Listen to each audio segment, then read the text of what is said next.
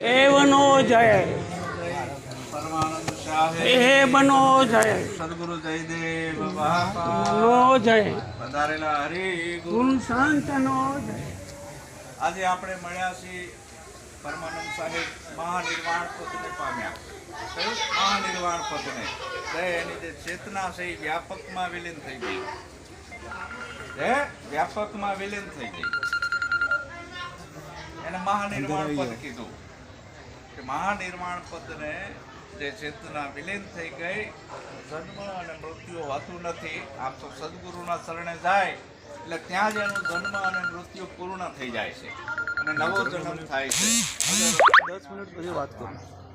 પણ એ જે ચેતના છે મહાપરિનિર્વાણ પદને પામી જાય તો એની પાછળ જે બાપુએ લેખ લખીને ગયા 1 મહિના પહેલા કે મારી પાછળ કોઈ કાળા કપડાં પહેરવા નહીં, હોવું નહીં, સત્સંગ ભજન કરજો, અલગ અલગ સંતોને બોલાવીને પ્રવચન અપાવજો.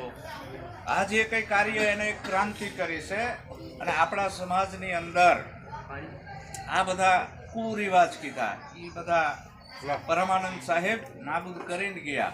તો આપણે એના વચનનું પાલન કરીને આપણે પણ એ રસ્તે ચાલવું. બાપુ જે કંઈ લેખ લખીને ગયા એ જ પ્રમાણે આપણે આપણા ઘેર કોઈ આ રીતે મરણ પામે તો આપણે પણ આવું શોક, સૂતક, સુવાળું, ગંગામાં હાડકા પધરાવા દાવું, આ બધા રિવાજો બધા કાઢીને સંતો ભક્તોને બોલાવીને ભજન સત્સંગ કરાવો, એની પાછળ ભોજન કરાવો. અને પરમાનંદ સાહેબ તો મારા ખાસ અંગત મિત્ર હતા. મારા ઘેર આવેલા 2-3 વખત અમૃતવાણીનો લાભ પણ મને આપેલો. અને હમણાં અમે કનુરામ સાહેબ અને બધા ગયા હતા. કઈ જગ્યાએ આપણે? કમલ કીર્તન સાહેબ બાપુની કમલ તિથિ. કીર્તન સાહેબના ત્યાં અમે સાથે જ હતા અને ખૂબ સત્સંગનો અમે લાભ મળ્યો. એટલે જે બાપુ છે તો મહાનિર્વાણ પદને પામ્યા.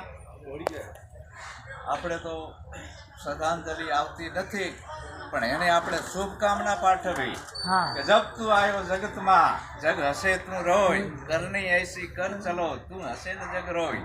બાપુ જે કાર્ય કરીને ગયા એનું આ જીવન આખું ભક્તિમય, હજારો જીવોને જગાડતા ગયા છે. એના શબ્દોથી પ્રેરણા આપતા ગયા. એ શરીર ભલે જતું રહ્યું પણ એના શબ્દ રહી ગયા, એની ખુશ્બુ રહી જાય, એની રહેણી કરણી રીત, આ બધા ગુણો મૂકીને ગયા છે. તો એના જીવનમાંથી આપણે આજે પ્રેરણા લેવાની છે કે આવું જીવન આપણું બનાવવું. બોલો સદગુરુ દેવ. કે આપણા ઘરની અંદર આપણે સુખી થવું હોય તો મોટા 5 દૂષણો છે. કોઈ દેવી દેવતા પીર પેગમ્બર લડતા નથી. આપણા ઘરની અંદર દારૂ નહીં કરવા દેવાનો, જુગાર નહીં કરવા દેવાનો, ચોરી નહીં કરવા દેવાની, વ્યભિચાર નહીં કરવા દેવાનો, જીવ હિંસન માંસાહાર નહીં કરવા દેવાનું. મન વચન કાયાથી આનું પાલન કરશું તો આપણે સુખી થશું. ભગવાન બુદ્ધના પંચશીલ છે. તમારે જો સુખી થવું હોય તો તમને બીજો કોઈ નહીં કરે. પણ આ પંચશીલનો માર્ગ તમે પકડશો તો સુખી થશો. તમારે ક્યાંય માથા ટેકાવવાની જરૂર નહીં રહે. મંદિરોમાં, મસ્જિદોમાં, માતાના ડેરા ડુંગરામાં ક્યાંય જવાની જરૂર નથી. આપણા બાળકોને ભણાવો, શિક્ષણ બનાવો. બોલો સદગુરુ.